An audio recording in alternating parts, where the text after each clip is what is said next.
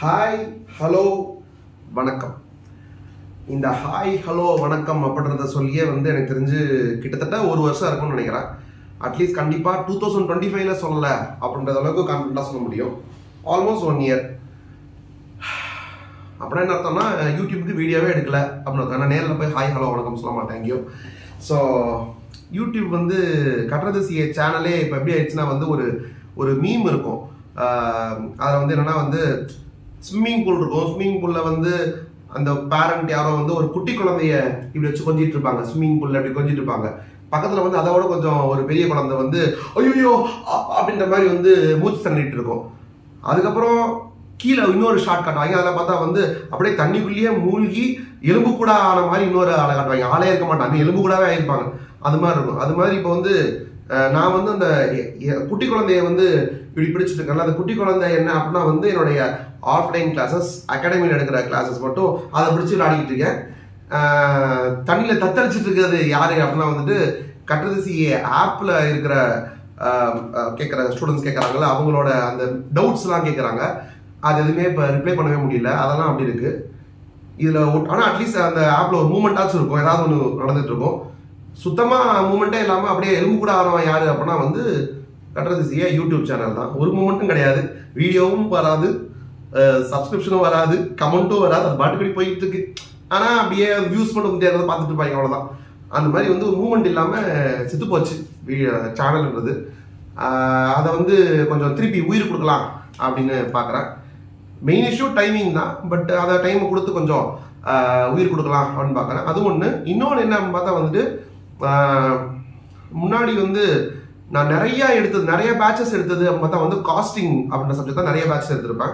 அதனால ஆஃப்லைன் ஆங்கிளில் காஸ்டிங் எடுப்பான், பிரசனான ஒருத்தர் இருக்காங்க, காஸ்டிங் எடுப்பான் அப்படின்றது ஓரளவுக்கு பேருக்கு தெரியும்னு வச்சுக்கோங்க.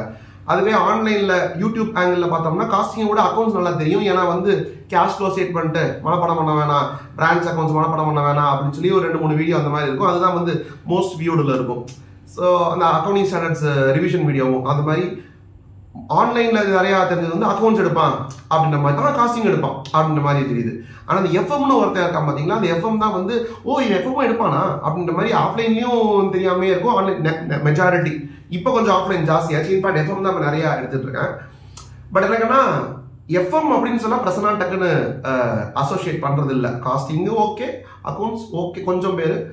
எஃப்எம்ன்றது சுத்தமா தெரியல. அப்படின்னா காஸ்டிங் அண்ட் எஃப்எம் அப்படின்னு எஃப்எம் ஒரு ஆட் ஆன் ஆகுது. ஆனால் ஆக்சுவலாக எனக்கு இருக்கிறது இந்த 3 சப்ஜெக்ட் எனக்கு பிடிச்சது எஃப்எம் தான். அண்ட் எஃப்எம் எடுக்கிறது தான் இருக்கிறதுலே கஷ்டம் அப்படின்றது என்னுடைய கருத்து. வேற ஆர்டர் பண்ணி சொல்லணும்னா எஃப்எம் தான் டாப்பு, அடுத்தது காஸ்டிங்கு, அடுத்தது தான் அக்கௌண்ட்ஸு. இந்த பீக்கி பிளைண்டர்ஸ் அப்படி ஒரு சீரீஸ், அந்த சீரீஸ் பார்த்துருந்தீங்கன்னா அதில் இந்த மாதிரி சொல்லுவாங்க. அதாவது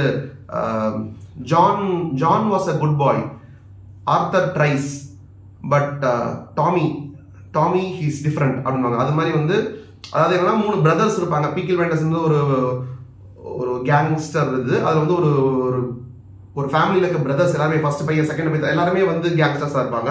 அதில் ஒரு கேங்ஸ்டர் நேம் சொல்லி John was a good bye, okay, அவன் ஓரளவு ஓகே. ஆர்த்தர் ட்ரை பண்ணுவான், ஆனால் அந்த அளவுக்கு இல்லை அப்படின்ற மாதிரி ஒன்று வரும். பட் டாமி ஹீஸ் டிஃப்ரெண்ட் அப்படின்னா அவன் வேற லெவல் அப்படின்ற மாதிரி. அது மாதிரி சப்ஜெக்டை நான் ரேங்க் பண்ணணும்னு சொன்னால் costing is a good boy, accounts tries, அவ்வளோதான். But financial management he's different அப்படின்ற மாதிரி இருக்கும். ஸோ எனக்கு எஃப்எம் தான் ரொம்ப பிடிக்கும். பட் அதுக்கான டீச் பண்ணக்கான சான்ஸ் எல்லாமே ஏற்றிட்டு இருந்தேன். இப்போ அதான் இருக்கு. மோரோவர் நான் சிஏ ஃபைனலில் எடுக்கிற சப்ஜெக்ட் என்னவா இருக்கும் அப்படின்னா இன்னும் ஸ்டார்ட் பண்ணல, கூடிய சீக்கிரத்தில் ஆரம்பிச்சிருவேன். அது ஏஎஃப்எம் தான், அட்வான்ஸ் ஃபினான்ஷியல் மேனேஜ்மெண்ட் தான். ஸோ எஃப்எம் ஏஎஃப்எம் அப்படின்றதுல தான் பிரசன்னா அப்படின்னா எஃப்எம் ஏஎஃப்எம் இருக்கும். இல்லை எஃப்எம் பிரசனானா எஃப்எம் ஏஎஃப்எம் வரணும், எஃப்எம் ஏஎஃப்எம்னாலே பிரசனா வரணுன்றது அது ஓகே, அது அப்புறம் வரலாம். பிரசன்னா அப்படின்னா காஸ்டிங் ஞாபகத்துக்கு வரதை விட, அக்கௌண்ட் ஞாபகத்தை விட எஃப்எம் ஞாபகம் வரணும். அதுக்கு நான் தான் எதாவது பண்ணணும். ஆல்ரெடி எலும்பு கூட ஆக்கி வச்சிருக்கேன் யூடியூப் சேனலில். அதனால் அந்த எலும்பு கூடுக்கு உயிர் கொடுக்கலாம் அப்படின்றது ஃபோக்கஸ். ஸோ யூடியூப் வீடியோஸ் கொஞ்சம் ரெகுலராக போட பிளான் பண்ண போகிறேன். அதில் மேஜர் ஃபோக்கஸ் எஃப்எம் பண்ணலாம் அப்படின்னு இருக்கேன்.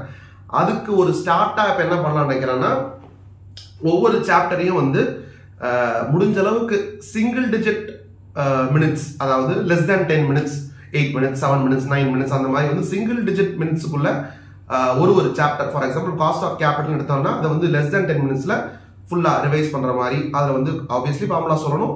ஃபார்முலாவோட ஃபுல் டெரிவேஷன் போட்டு போர்டில் போட்டு பண்ண முடியாது, நான் 10 நிமிஷம் முடிக்க முடியாது. அப்போ ஆல்ரெடி படிச்சவங்களுக்கு ரீகால் பண்ற மாதிரி இருக்கிற மாதிரி அப்படின்னு சொல்லுவேன்.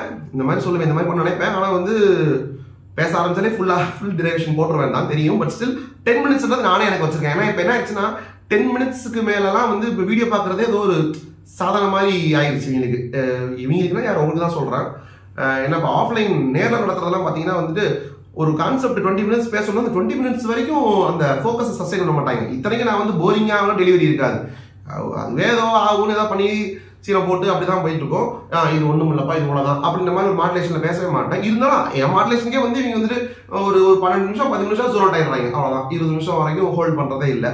இது என்னன்னா வந்து இந்த இன்ஸ்டாகிராம் ரீல் சொல்லிக்கலாம், இல்லை யூடியூப் ஷார்ட்ஸ்னு சொல்லிக்கலாம். இந்த 1 நிமிஷம் 1.5 நிமிஷம் கண்டென்ட்டாக பார்த்து 1 நிமிஷத்துல எங்களுக்கு கண்டென்ட் சொல்லணும்.